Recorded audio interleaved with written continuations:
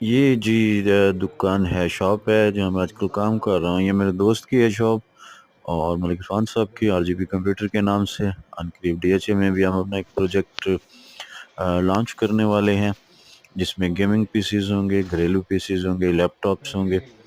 और हमारा जो है ये एक नया सेटअप होगा। डीएचए में भी हम वहाँ पे गेमिंग सेटअप कायम करके आ चुके हैं इन विस्टा।